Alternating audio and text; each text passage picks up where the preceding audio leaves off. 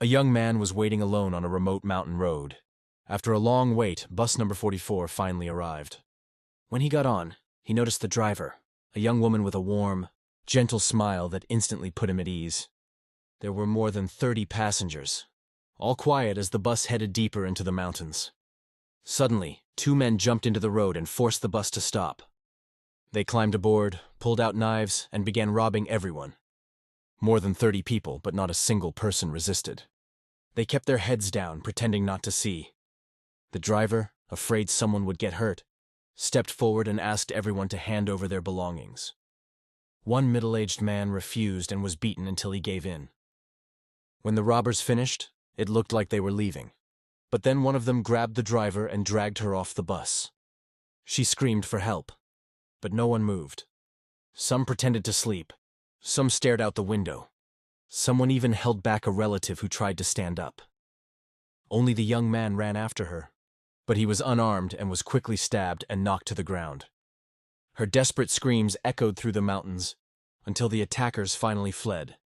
After a while, the driver staggered back, covered in dirt, tears, and bruises.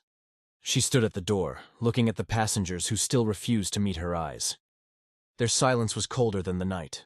Her expression shifted from pain to anger, and then to emptiness. She wiped her tears, returned to the driver's seat, and started the bus. The injured young man limped over, apologized, and tried to get back on. But she refused. She threw his luggage out, closed the door, and drove away without explaining why. He walked for a long time until he saw a police cruiser parked by the roadside. The officers were staring down a cliff. Below them lay the wreck of a bus. Bus number 44 went off the edge, one officer said. No survivors. The young man froze, but only for a moment. His shock slowly turned into bitter understanding. He knew exactly what had happened. The driver hadn't lost hope because of two criminals. She had lost hope because of 30 silent passengers. If you had been the driver, would you have done the same? If you were on that bus, would you have stood up? If this story made you think, please like, comment, and subscribe. Your support keeps these stories alive.